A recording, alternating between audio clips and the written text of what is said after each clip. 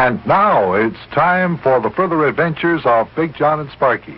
Today's chapter is entitled, Who is Yukie Rustlaw?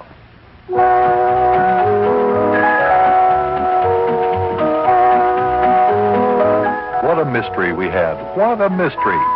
Ever since Yukie lost his memory, he didn't know who he was, nor did we.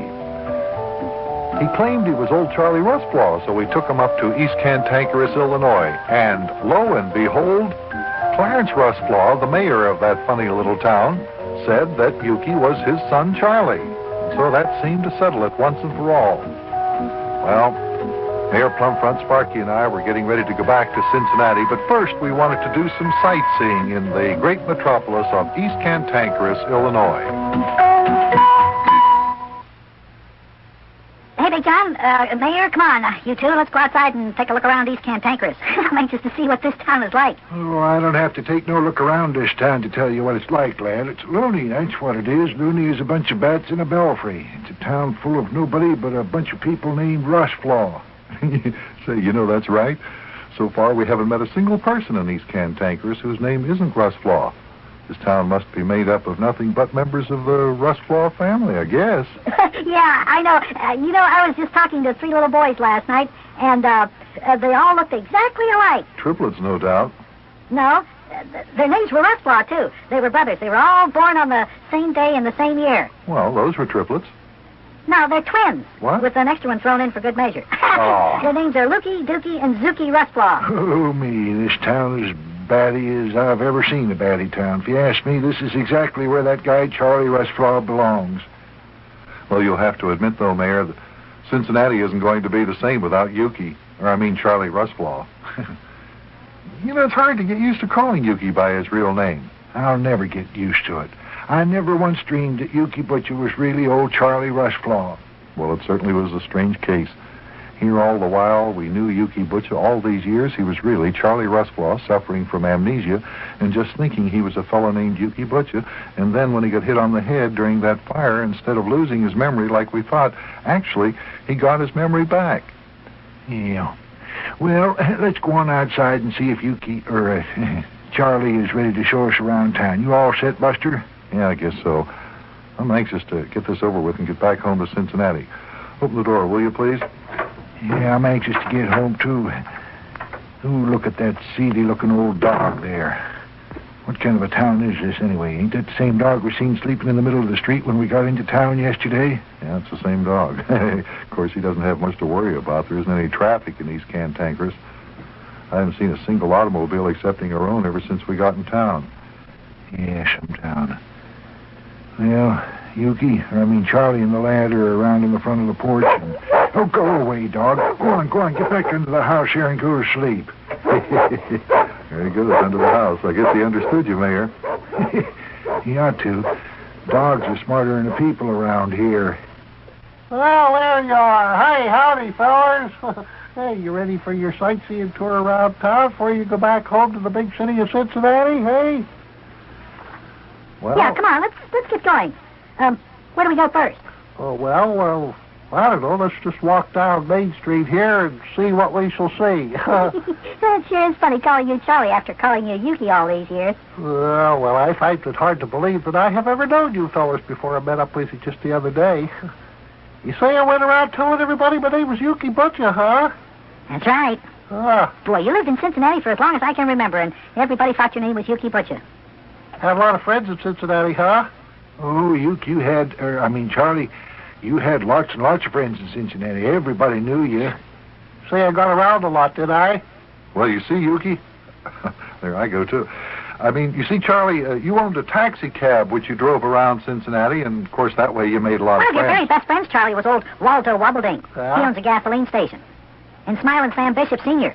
He was another one of your very best friends. He owns a bowling alley. Don't forget Papa and Mama Krausmeyer, lad. Yukie always liked them, too. You mean Charlie? Yeah. Yeah. They were good friends of yours, too, Charlie. Then there was Mr. Schmetlock, who owns the delicatessen. And don't forget all the fellers in our club, the Limburger Cheese Marinated Herring Lover Society of Cincinnati. And don't forget us either, Mayor. We were probably Charlie's very best friends. We were always together. Yeah, you remember all those games of Dig a Ditch with the Ace of Spades we used to play together? Dig a ditch with the Ace of Spades? That sounds like a funny game. Oh, you liked it. Yeah, you liked it, Charlie. That was one of your favorite games. You were pretty good, too. You liked that and Tiddlywinks. Tiddlywinks? Oh, no, not me. That was one of Yukie Butch's favorite games, though. He was a champion. Played on the Tiddlywinks Olympic team with Coach Stuyvesant M. Creechslurp. Yeah, old Yukie was a good Tiddlywinks player, all right. Yeah, I know. Say, Charlie, what's this old building here? Looks abandoned. Oh, well, this here's the building I told you about yesterday. This is where old Hiram Rustlaw used to have his tailor shop. At their window upstairs there on the right, that's where Abraham Lincoln had his law office.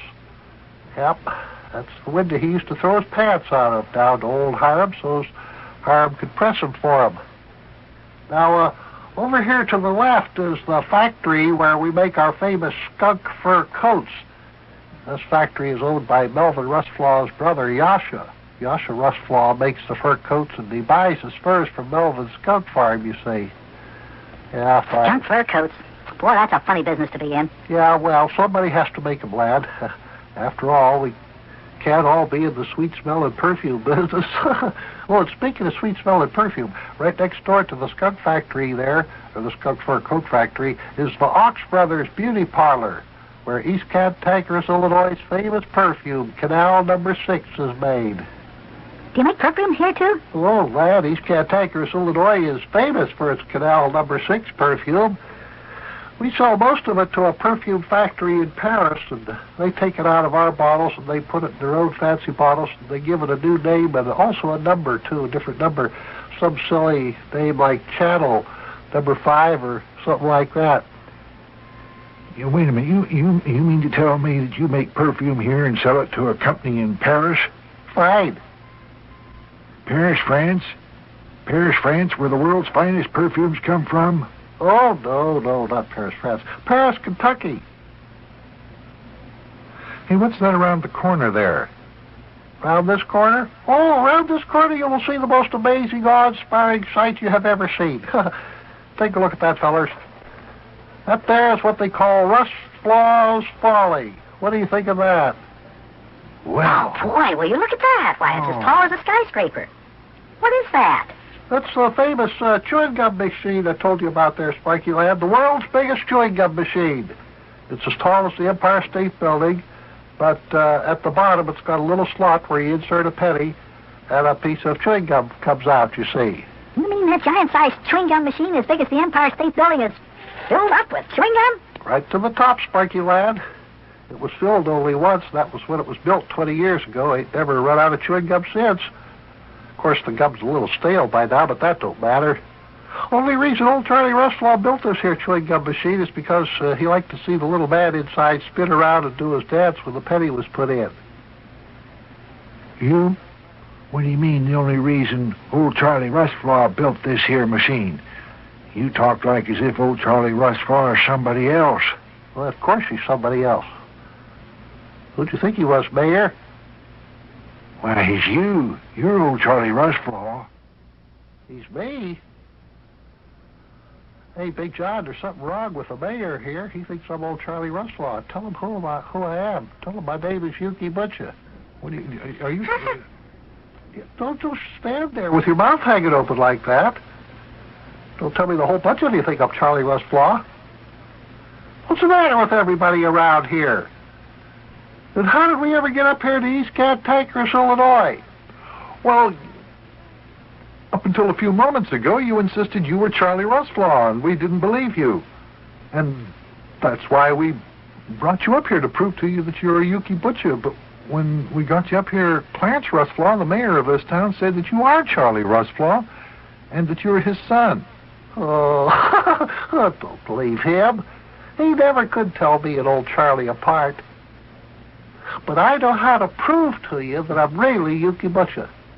Come on, follow me over to old Clarence Rustlaw's office for a minute. Well, boy, now I'm really confused. Is Yukie Butcher or is he Charlie Rustlaw? Boy, oh boy, oh boy, oh boy.